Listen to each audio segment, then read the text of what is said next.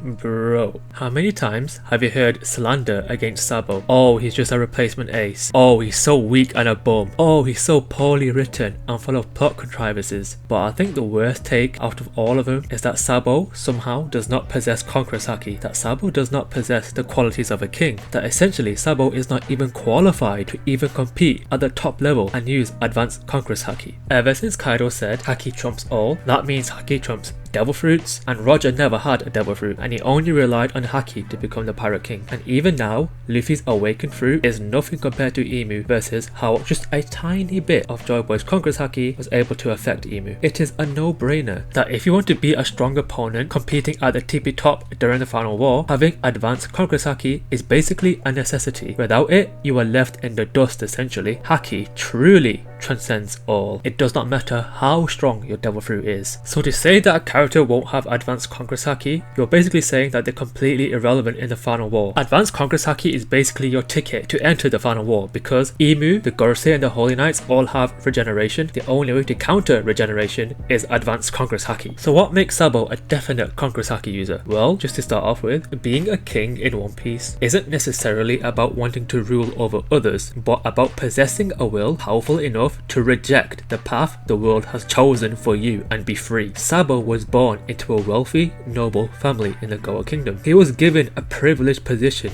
in society from birth. His parents expected him to eventually become a successful noble, continuing that tradition. But Sabo chose to reject the system. He refused to bow to the system. He didn't want to become someone who stood above others simply because of his bloodline.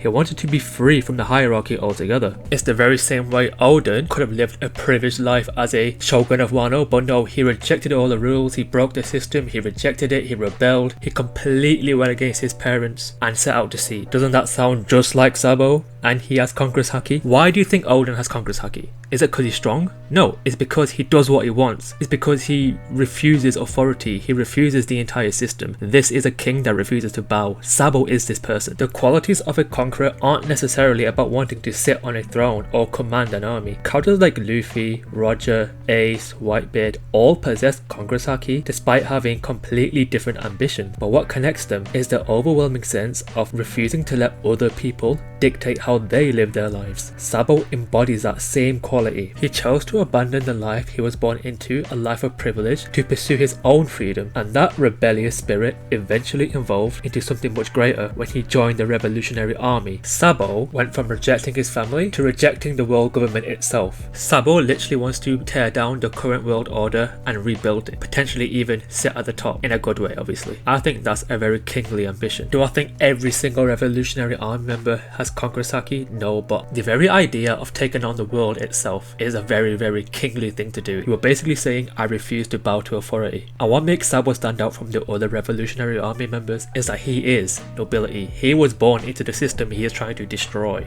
And if Conqueror's Haki is ultimately the manifestation of an individual's overwhelming will, then Sabo's willingness to reject his birthright, defy his family, reject the class system, and eventually challenge the world's greatest authority itself, this is the exact kind of will that would make him a natural born conqueror. This guy literally wants to conquer the world government. And if Sabo's goal is to take down the celestial dragons, that would consist of the Holy Knights, the Gorosei and Emu, all who have regeneration, and to counter that regeneration, you need Conqueror's Haki. By this very fact alone, he would need advanced Conqueror's Haki to even be a worthy opponent for them. And thematically, it will be even more fitting because Sabo's entire character represents rebellion against the authority of the celestial dragons. The Holy Knights are essentially the protectors of that authority he's trying to destroy. He would be fighting the physical embodiment of the system he has spent his entire life rejecting. That means his eventual power-up shouldn't just make him stronger, it should represent his will becoming powerful enough to challenge theirs. And what better ability could symbolize that than Conqueror's Haki? What better way to reward Sabo than Conqueror's Haki? Look, I'm completely fine with being wrong, but that doesn't change the fact whether Sabo does have Conqueror's Haki or not, and that doesn't change the fact that Sabo does possess the qualities of a king either way. To me, all of this definitely proves that he does have Conqueror's Haki. But what do you think? Definitely comment down below. If you enjoyed this video, you'll definitely like this one over here. Every character who is set to get Conqueror's Haki. And massive thank you to my members, Cats in my family, Uso Timor and Mr. Bushido 56. And I will see you there.